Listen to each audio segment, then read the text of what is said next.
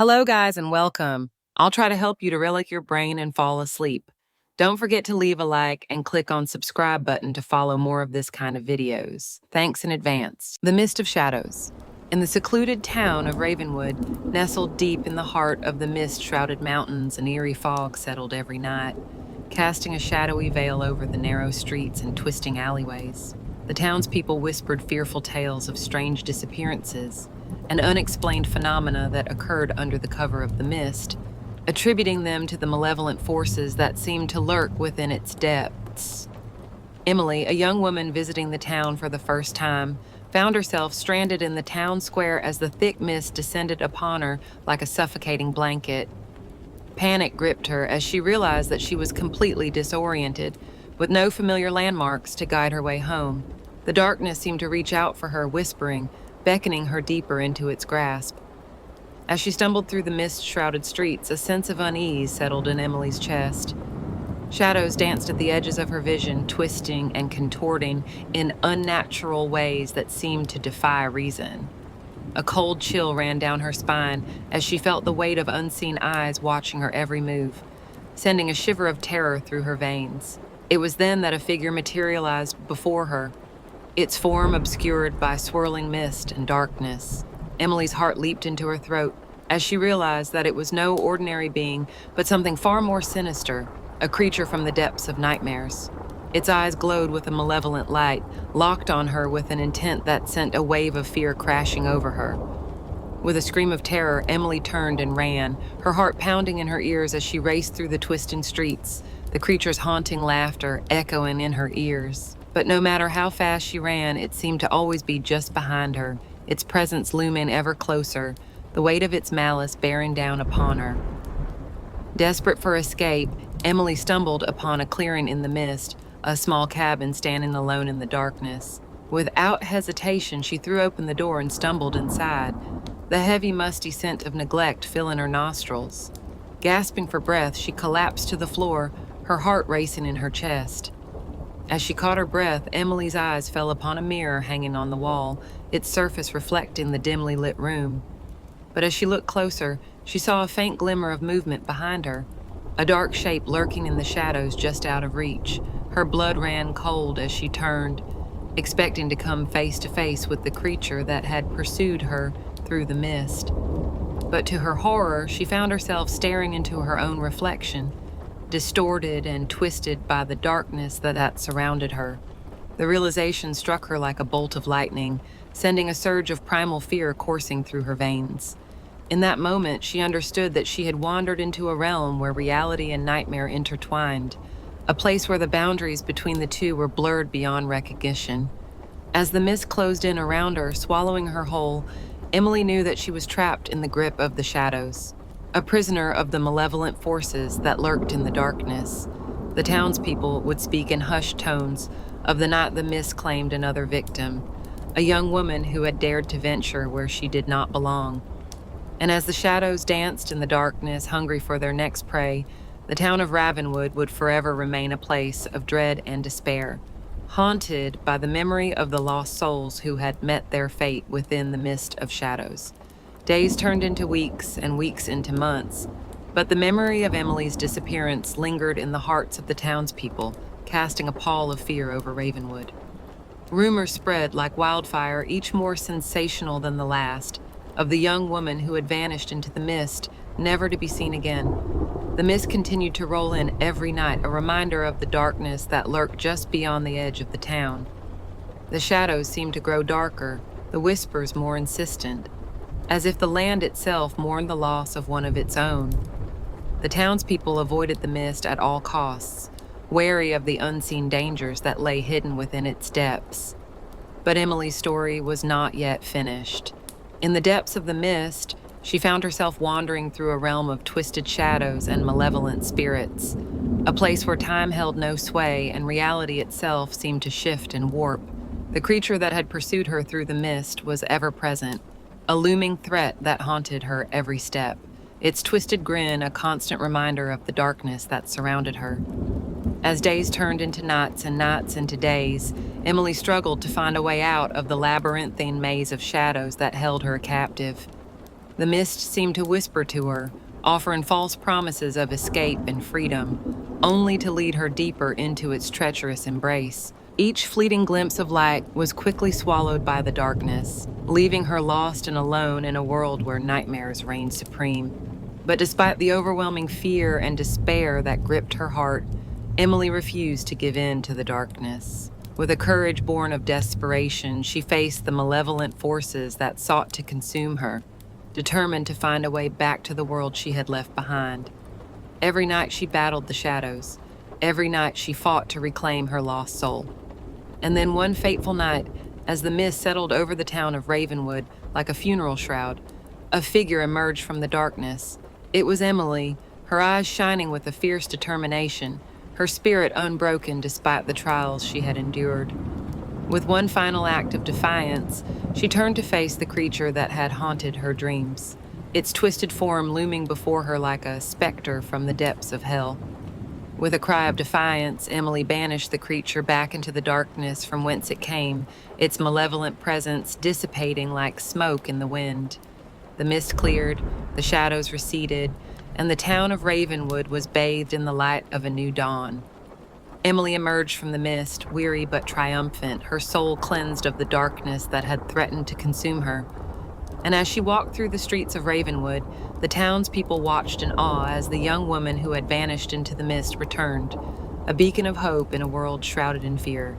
The memory of her ordeal would never fade, but Emily knew that she had emerged stronger, braver, and more resilient than ever before. And so, the town of Ravenwood became a place of legend, a testament to the unbreakable spirit of those who faced the darkness and emerged victorious. The mist of shadows continued to roll in every night, a reminder of the malevolent forces that lurked just beyond the edge of the town. But now, the people of Ravenwood walked with their heads held high, knowing that no matter how fearsome the shadows may be, the light within them would always prevail. And Emily, the girl who braved the mist of shadows and emerged victorious, would forever be remembered as a hero in the eyes of the townspeople who had once feared her fate. Second story, the blue key. The blue enamel key felt oddly warm in my pocket as I stood outside the old colonial villa on Birch Hill Road.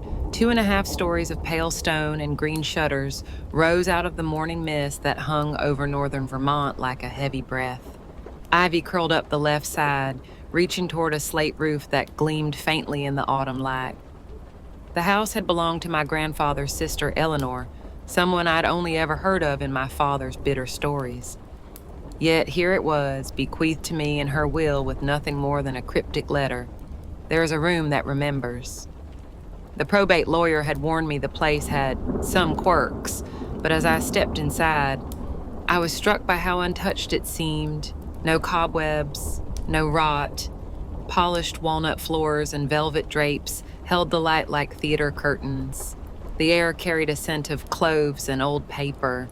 I wandered from room to room, marveling at the preserved furniture, oil paintings, and dense bookshelves, each shelf alphabetized in an unfamiliar system.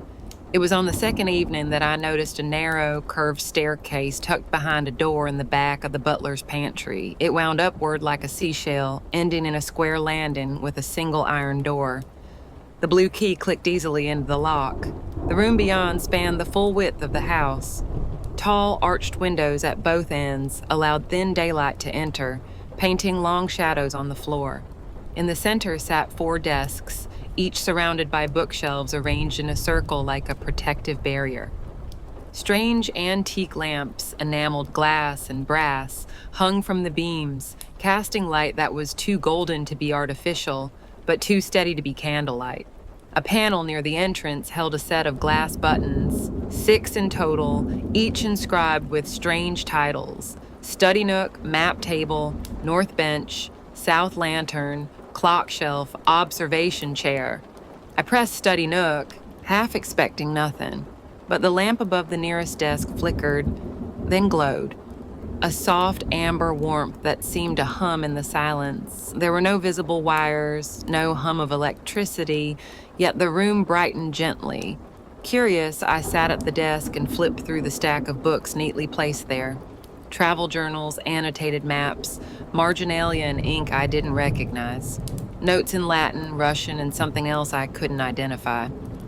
That was when I noticed movement. To my right, beyond the circle of bookshelves, something shifted, a figure vague and faint, as if drawn in smoke, sat at another desk. Its head was bowed, reading, writing. I blinked, unsure if I'd caught a trick of light or dust, but it remained, still a sculpture, and yet undeniably present. I turned off the light and backed out, heart pounding. Downstairs, I tried to rationalize. Old houses echoed, reflections, layered glass, Latin tricks. But that night, as I lay in one of the guest rooms beneath a quilt that smelled like lavender and mothballs, I couldn't stop thinking about that room. The next day, I returned, this time with my laptop and a journal. I activated all 6 light sources. The room flooded with warm illumination. No overhead lights, just suspended fixtures and desk lamps, as though the room had been designed for deep study and nothing else. The shadows appeared again, not one, but several, always just at the edge of vision, some seated, some browsing the shelves. One leaned against a bookcase as though deep in thought. They didn't mimic me, not exactly, but their movement seemed tied to mine, as if I was somehow giving them permission to act. I walked in a slow circle around the room, and a few seconds later, several of them began moving in similar paths. Not perfectly, not mechanically, like echoes. Faint, distorted, but undeniably intelligent. Hours passed. My laptop died despite having a full charge. My watch stopped ticking. My fingertips buzzed when I touched the brass lamp switches. My notes, written in pencil, smudged slightly on the page as though something had pressed lightly against them.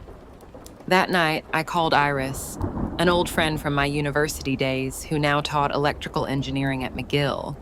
I described the room, framing it as a phenomenon of historic lighting.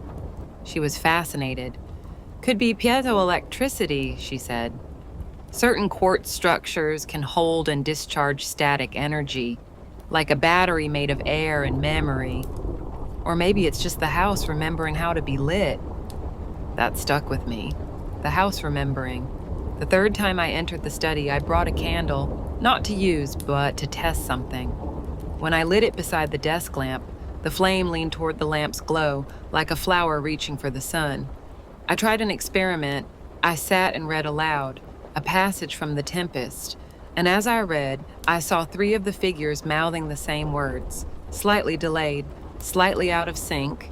Then one of them turned the page before I did. I froze. The shadows were no longer just echoes, they were ahead of me, predicting my actions or remembering them before I even made them. I snapped the book shut, so did they. I stood, most of them did as well. But one figure remained seated, unmoved. A woman, I think. I could almost see her braid hanging over one shoulder. She reached out toward a page I had not yet opened. That's when I realized what this place was. Not haunted, not cursed. It was layered with time, memory, electricity, and human thought. A kind of archive, not of books, but of presence. Each visitor, each reader, left an imprint, and those imprints played back slowly, like memories being replayed through a neural circuit made of wood and glass and static. I had become part of the room. My presence, my thoughts, my breath, it was being recorded in the electromagnetic fabric of this strange, impossible place.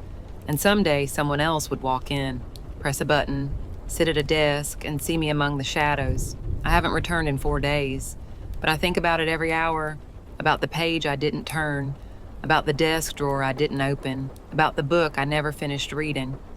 Sometimes at night I hear the soft click of brass switches, the scrape of a chair, a whisper of paper. I know what it is. The room is calling me back, not to frighten me, not to trap me, but to complete the pattern, to fill in the next layer of memory, to join the chain of readers who became the room. Tomorrow I might bring a new book, one with empty pages, and I'll write until the light grows too warm and the shadows begin to recognize me.